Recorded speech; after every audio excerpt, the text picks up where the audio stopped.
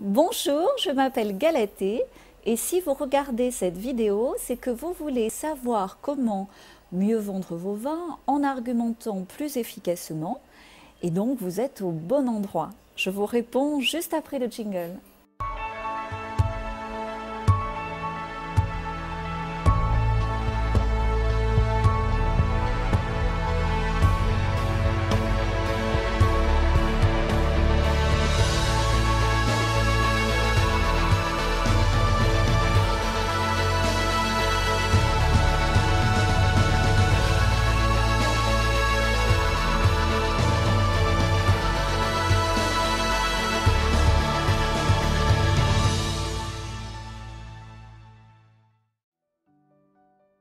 Donc nous accompagnons Cécile qui a rejoint Ideva School pour déployer son objectif est multiple, mais elle veut en particulier déployer de meilleurs argumentaires de vente en France auprès de la grande distribution, mais aussi auprès de ses grands comptes à l'exportation.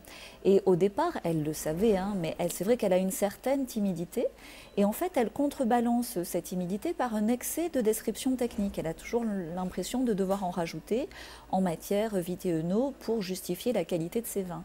Et au final, elle oublie l'essentiel qui est toujours de mieux vendre, de boucler la vente par une argumentation technique de vente. Donc est-ce que ce constat vous parle? Est-ce que vous aussi vous vous posez la question du perfectionnement de votre argumentation? Est-ce que vous voulez être plus à l'aise face à l'acheteur? Ou bien est-ce que vous avez le sentiment parfois de perdre vos moyens, de vous raccrocher peut-être, de vous cacher un peu derrière un certain aspect technique des arguments de production, pensant légitimer vos efforts et le prix de vos vins? Est-ce que vous avez connu ce type de situation? Ou bien appliquez-vous un discours sans vous poser de questions par habitude, sans trop savoir, peut-être savoir si c'est efficace ou non la façon dont vous argumentez, c'est la première fois qu'on vous pose la question. En tout cas, pour vous aider ici, je vais partager avec vous 2 clés particulièrement efficaces pour mieux vendre, mieux argumenter la qualité de ces vins. Donc permettez-moi d'être directe, c'est essentiel si on veut le faire en un minimum de temps. Et j'ai été personnellement du côté producteur, mais je suis aussi régulièrement du côté acheteur. Et ce que je peux vous dire, c'est que la majorité des acheteurs se frottent les mains, tellement les vignerons sont désarmés et manquent d'outils de vente. C'est presque trop facile pour eux, et ceux qui sont honnêtes, franchement, ça les gêne. J'en ai parlé avec beaucoup. Et en fait, qu'est-ce qui se passe? C'est par gentillesse, quand ils trouvent votre vin vraiment très très bon, par gentillesse, ça évolue sur une relation amicale, mais juste parce qu'ils veulent être sûrs de garantir leurs approvisionnements. Bon, après, il y a une amitié sincère, bien sûr.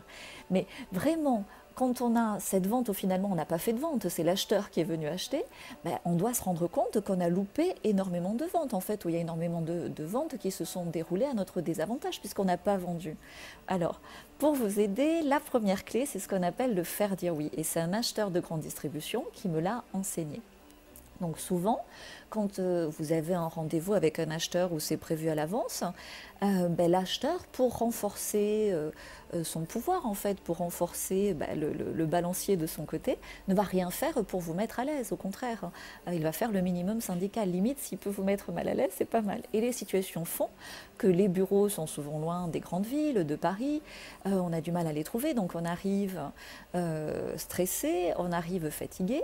Et alors, à l'export, c'est encore pire, parce qu'en plus, on a le jet lag, on a dû souvent monter un stand de façon tardive, ou alors on est tombé dans le guet-apens de collègues vignerons, on a fait le train des Ridera jusqu'à pas d'heure. Bref, avant le rendez-vous, déjà, on en a pris plein la tronche, quoi. On n'est déjà vraiment pas au meilleur de son potentiel.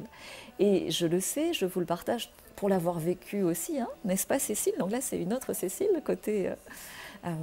bref, je reste discrète. Si je dis poulet rôti, train des Ridera, elle va s'en souvenir, elle se reconnaîtra.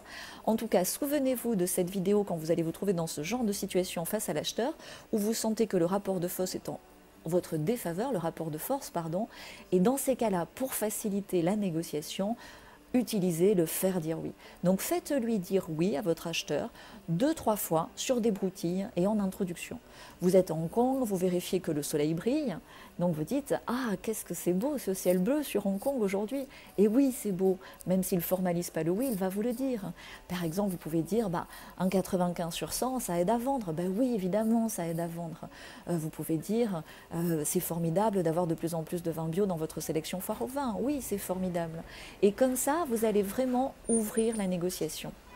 Voilà.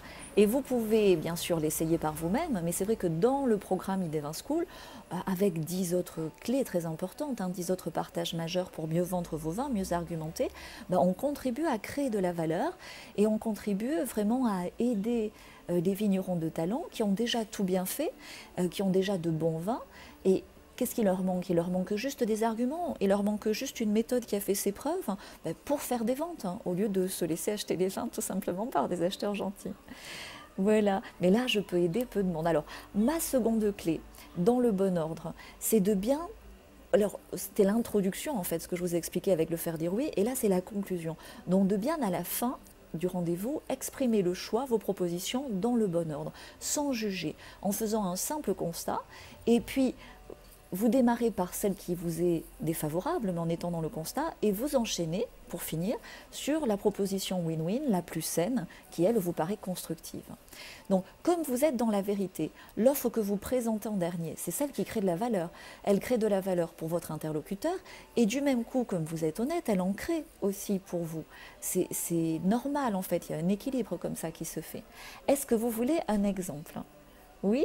Alors, soyez attentifs, je vous donne un exemple maintenant.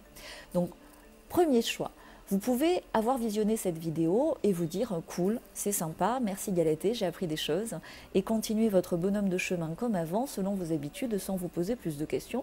Et finalement, pourquoi pas continuer à argumenter sur des techniques Vitiono. Tout le monde le fait, pourquoi pas vous? Et comme vos concurrents sur des salons, vous continuez selon ces habitudes. Moi, ça ne me gêne pas, je sais que je peux aider que 1% des professionnels du vin de talent, et encore 1%, c'est beaucoup, parce que c'est aussi une question de timing, d'affinité, de partage de valeurs communes et de rencontres. Donc, ça, c'était votre premier choix. Ou bien vous pouvez vous dire, là, non, j'en ai marre, je veux que ça change, je veux mieux valoriser, mes vins le méritent et je veux mieux argumenter plus facilement et simplement et être guidé, entraîné pour le faire. J'en ai marre de me trouver des excuses, j'en ai marre de me dire j'investirai plus tard quand j'aurai de l'argent, je me payerai des bouquins, des stages, je ne sais quoi en technique de vente. Ou quand j'aurai de l'argent, quand j'aurai du temps, j'embaucherai des commerciaux professionnels qui vendront pour moi. J'en ai marre, mes vins le méritent, je veux vraiment que ça change maintenant, je veux éprouver du plaisir à avoir ce retour de la valeur de mes vins, de la vraie valeur de mes vins, et je veux contribuer à créer cette valeur aussi pour mes interlocuteurs. C'est maintenant une opportunité qui se présente à moi. Je vais m'inscrire à ID20 School, je vais m'inscrire sous cette vidéo en formule basique et je vais laisser faire mes concurrents qui, eux, fonctionnent encore par habitude, selon leur habitude. Mais moi, aujourd'hui, j'ai cette opportunité de me différencier et d'avancer et de changer la donne. Voilà. Si vous vous reconnaissez dans le premier exemple, c'est bien. Si vous vous reconnaissez dans le deuxième exemple, c'est bien aussi. En tout cas, c'est votre choix et c'est à vous d'effectuer ce choix. Quoi qu'il arrive, notre futur à tous, votre futur, le mien, ce sont nos choix qui le construisent ici et maintenant, dans le présent. Donc je vous souhaite de faire le meilleur choix possible, vraiment. Je vais enfin pouvoir déguster. Et en tout cas, je pense que cette vidéo peut intéresser, plaire, amuser beaucoup de vos amis professionnels du vin, beaucoup de vos amis vignerons et vigneronnes de talent. En tout cas, likez, partagez-la, ça leur permettra aussi de la visionner, pardon, de la vignorer. À très bientôt. Ciao. Santé.